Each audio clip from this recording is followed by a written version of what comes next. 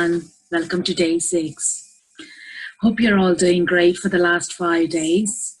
And here, today's theme is about calmness or the calm state, which means it's a state or a condition of being free from disturbance or any kind of a turbulence activity in our own heads, and the best is can be explained through this glitter jar or the fairy jars, the globes.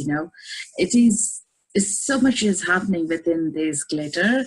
And when I mean calmness, it is actually seeing through the fairy inside with clarity, and actually with much more being presence of mind there, seeing how does the fairy look, and what's the color about, or how are the eyes, in detail. So this is about the calmness in the mind. And today I'm going to share some of the tools that you can attain calmness. For me, the basic would be like to do a meditation, again, not too long ones. As you would have gosh by now, I only do like less than 10 minutes of meditations, and that is quite effective. And if we can do throughout the day with certain breaks in between, which was amazing, to attain calmness with so much of turbulence in the head, it's rather good to use a meditation where we have a mantra or a word that we can anchor onto. Anytime any thoughts come in, we are gently coming back to anchoring to a word. Say, for example, I might choose a word called Om. It's a Sanskrit word, Om, and I can do the mantra meditation for say 5 minutes, and I'm stopping everything that's happening in my head and only anchoring or focusing onto one aspect of it. And if you're not comfortable with these, you can also use all is well, like the English mantras as well, our affirmations as well. All is well is a great affirmation, brings so much of joy. And again, remember, the brain doesn't know what is reality and what is kind of a faking up ourselves. So it's rather good to use these kind of positive affirmations. And the good thing about using a Sanskrit mantra or Buddhist mantras is when the mind doesn't know, the brain doesn't know the meaning, or totally it's not a usual word that we use, we are more tuning into the word. If it is English, as we use it every day, we know by default, and we say, oh, all is well, all is well, all is well. And I might have a thought about I wonder what my boss is doing, or I wonder what my children are doing. So these are the thoughts again comes back. But when I'm anchoring to an unknown word or not daily used, it's easier to stop everything and be in that moment. So focusing on the present is very good, when we are trying to attain the calmness. As the previous video was about mindfulness, so it is something again bringing into today. We attain more of a calmness, stillness, being in present, so which is more important. Yeah, breathing, again, the simple breathing technique. Breathe into the belly, hold, and breathe out gently.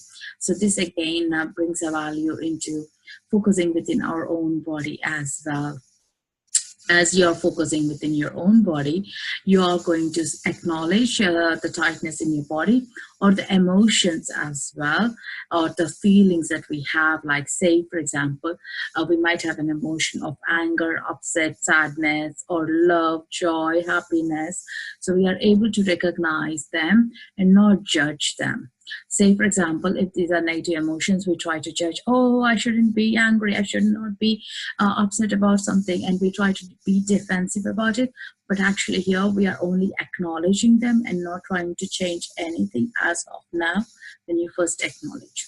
So the next step we do is to identify the root of these emotions, where they are originating and why they are originating within our mind. What has happened in the day or the past day that these emotions are being triggered within us. So identification is so important, rather than saying, oh, I shouldn't be sad or upset or angry.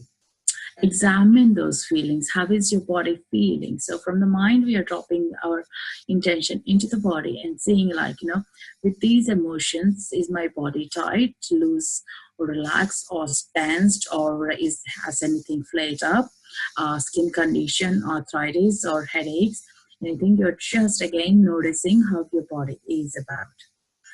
So when you acknowledge and see where it is originating, and when you again map it to your own body, the next thing is to release.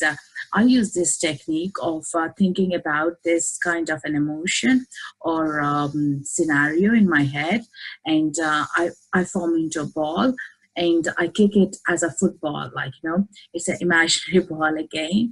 It's in my head, and I'm just only kicking it, so I'm taking it away. Or you can pretend you're blowing a bubble or have a real bubble and imagine those thoughts and the emotions are going into the bubble, and you're blowing it and letting the balloon fly, or blowing the bubbles.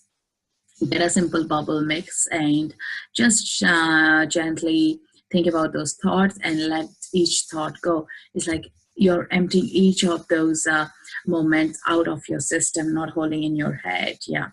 And keep everything simple. Don't complicate about it. Like, don't judge, has it worked, has it not worked? Let it flow, and just for once trust it will work, and give it a chance. Even it could be a little out of your way that you might need to do, but I would guarantee you it changes our state of presence as well. Take a short break from social media.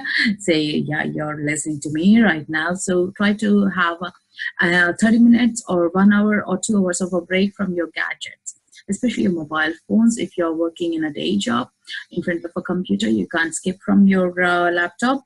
That's perfectly fine. Maybe try to give a break for an hour at least on your phones, or sometime like if you maybe switch off at 9 o'clock in the night, or 8 o'clock an hour before, like, not using any gadgets as well, and see how you feel about it. Yeah, because a lot of the stress we do carry is also through the gadgets, a lot of pressure from the social media sites that we get onto.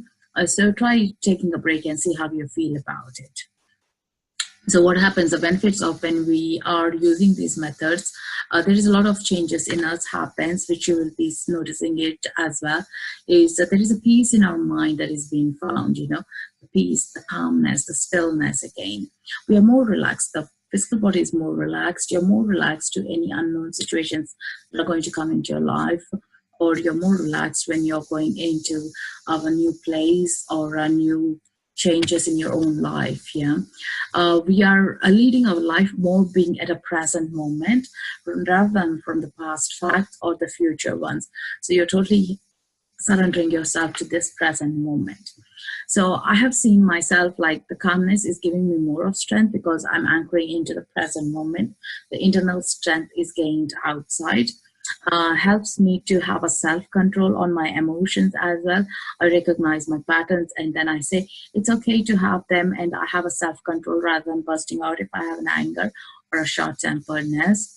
It also helps me to decrease any physical pain that I might have, or have a balance in the emotions, as it is holding a beautiful state in my own mind and the body. I'm having a good health as well, like, being active as well, or better sleep as well, because I'm more relaxed. My challenges are no more challenges. It's much easier to see I can cross, and with the strength that I have from the inner side of it, So these are some of the benefits that we'll be seeing in a short term to long term. So just give it a try for today and see what happens attaining a calmness state. With that, I'll close for today's video, and good luck with it. Yeah. Thank you, everyone.